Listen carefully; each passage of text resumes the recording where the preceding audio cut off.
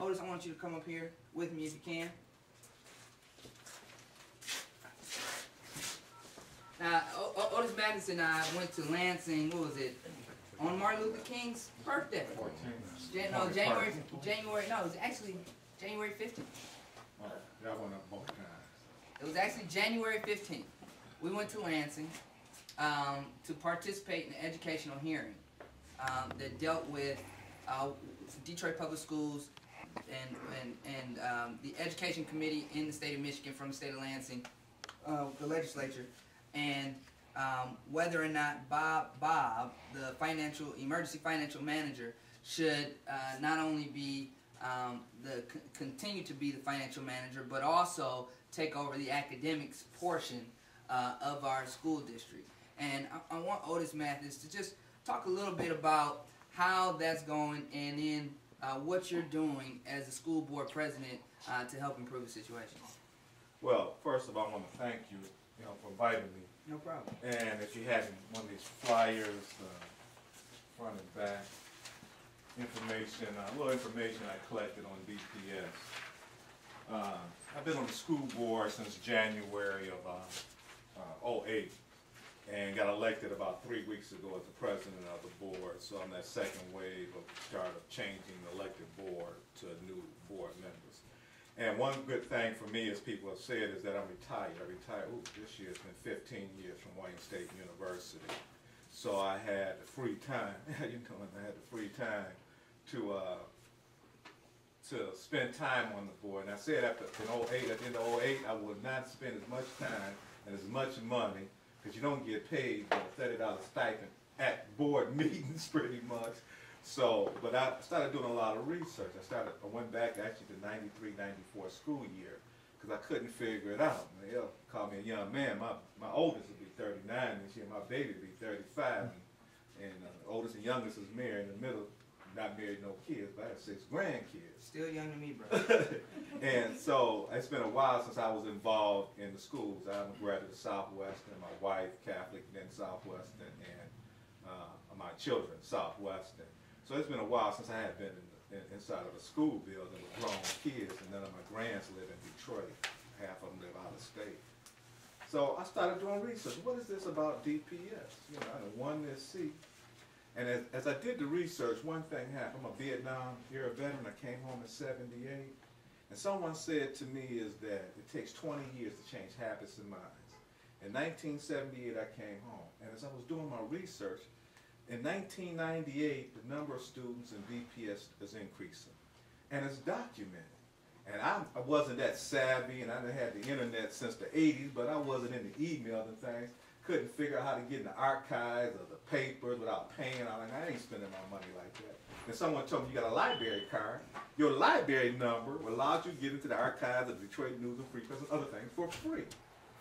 And 1996, there were 175,000 students at DPS. It was going down because we had this habit. Remember, my grandfather, my father went into the factory, 3rd grade education, got paid very well. They weren't illiterate, making $75,000 with overtime. My brother, a baby boomer, rest his soul, he drops out and going to the factory, like a lot of male baby boomers do. But when I came home from the service in the late 70s and early 80s, what was happening was not only were they shutting these factories down, they were closing them down, but they were tearing them down. But my brother and them had this habit from past. They saw grandpa, my daddy come out on layoff. They partied because they knew they was going back to the factory. But they didn't understand. That's over. It's changed. And so they didn't go back to school, use their training dollars to retrain, because they thought Ford and GM going to call them back. And then I realized that that large number of males dropping out was actually a norm in urban areas, wherever there was a factory at. But we had the Fleetwood shut down, tear down, Fisher Body on 4th Street. Robotics came into play, decreased the number at the Ford Rouge plant, but our males were in this habit. So I said, well, wait a minute. In 1996, it was 175,000. 1998, it was 180,000. That means somebody was convincing our males, there is no factories. You got to stay in school, And so you saw this enrollment going back up, and it's documented, but we don't tell that story. 1978, 1998, 20 years, changing habits. That's what was going on. Eddie Green was the last superintendent, so they was convincing those young men. Then what happened, I started doing more research, was that in 1999, when the state took over the district, white folks, or Caucasians they like to be called now, love to say, y'all always want money. You want to borrow money. Give us some money. We weren't doing that. We had over $1 billion in our bond. We had over $100 million in the black in our general fund. We were just like pretty much every other district. We was running a rainy day fund that we can siphon off a little bit if we wanted, just like others. It just so happened the state came in and Engler started the deficit spending. Even though it was still in the black when Granholm took over in 07, it dropped by $30 million. That's deficit spending. So you can't say what $70 to $100 million in the black. It wasn't deficit spending, but if you start out at 130 to 70, $30 million disappeared. That's deficit spending. Right. Granholm came over and really did the whammy on us. She spent up the rest of it was in the black. England had pretty much got most of the bomb, but she still had a little piece left she could play with.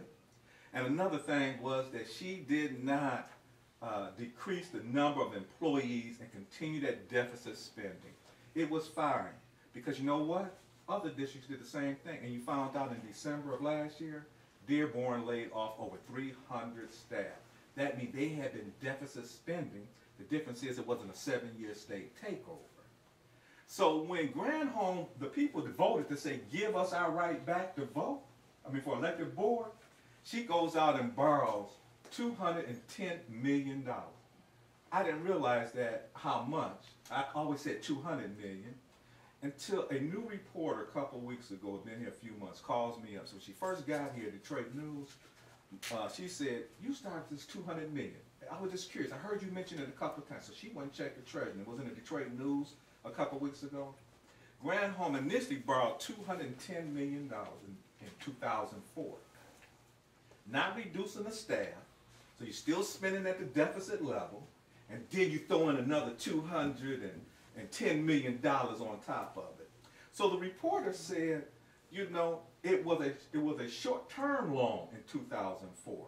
It turned into a long-term loan in 2005, when the people voted and said, give us our right back. Granholm took out a fifth term, that $210 million again, into a 15-year loan and gave the district back to the people. Still not cutting staff. Not really closing that many schools. So we keep saying, well, this deficit, pretty much everyone knows it was by the state, but they've been able to blur it, the elected board. The $205 million, if you saw in the Detroit News when the young lady called me, is that we the people put on the ballot, said they should dissolve that debt because the state created it.